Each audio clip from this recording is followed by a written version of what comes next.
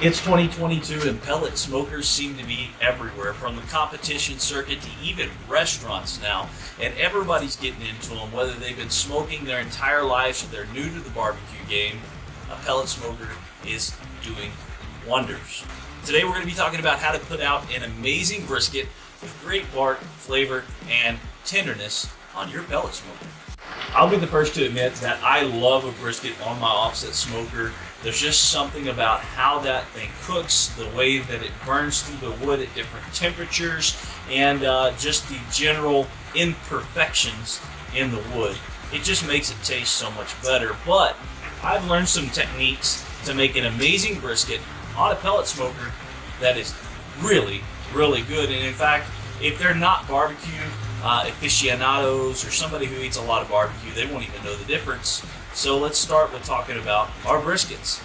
The brisket itself, it's got to be trimmed up. Now, it's very important that our trim is done correctly. You can't just not trim a brisket and it turn out to be delicious. Now, there's those of you out there who like an untrimmed brisket, and that's for you. To me, that's a roast. I can cook it inside. There's no point in cooking it in a smoker because the smoke does not penetrate into the meat that way. So trimming it up is really important. We want to make sure that we have a great fat to meat ratio. We want to make sure that our silver skin's pretty taken care of. We want to make sure that that saturation, the fat is taken care of, and we want to make sure that it has a good shape.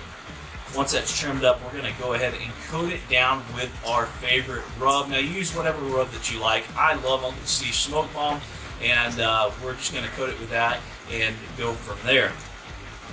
Make sure that the rub that you use does have some coarseness to it. That coarseness is going to be paramount for the smoke and turbulence that it's creating over that brisket, and that's going to help create a bark on it. It's going to help lock in some of that flavor, but it's also, as it catches that smoke and causes it to turbulence,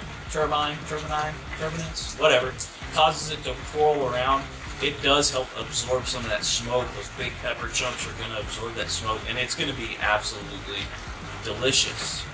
Now, there's something different when smoking with a pellet cooker than anything else. That pellet cooker cooks more evenly. Now, when you're cooking with an offset, the amount of draft, that's exchange of air, that's new air coming from the firebox, going out continually, that draft makes that brisket almost cook from the outside in, and that's why they get such amazing barks.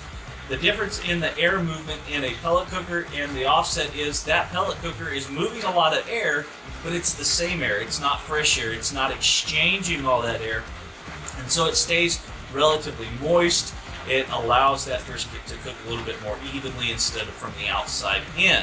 So the way we're going to combat that and build our bark is we're going to lower that temperature down. Normally I cook about 275, 300 degrees on my offset.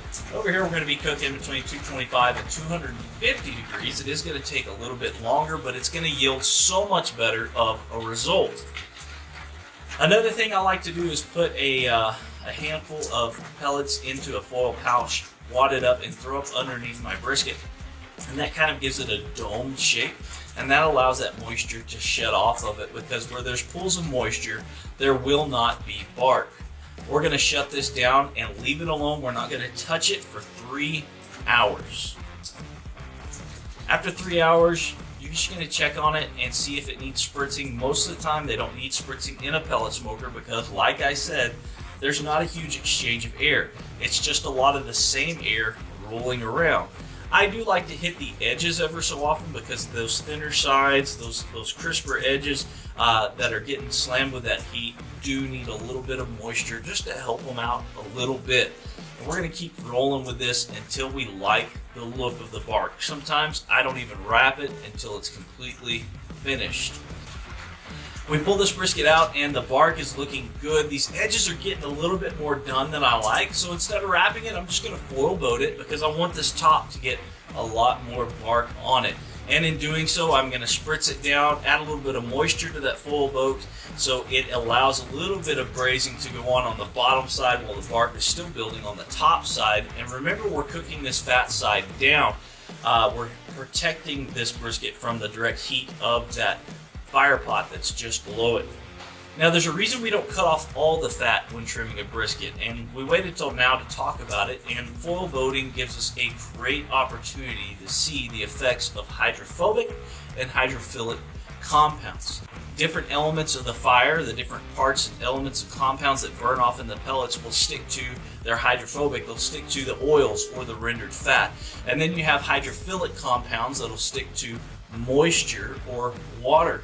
And those two things play a big part in getting your flavor on your brisket. Not really into your brisket unless it's the hydrophilic where they'll be soluble and soak into the meat, but onto your brisket is the most important part. And that's why we do leave a little bit of fat.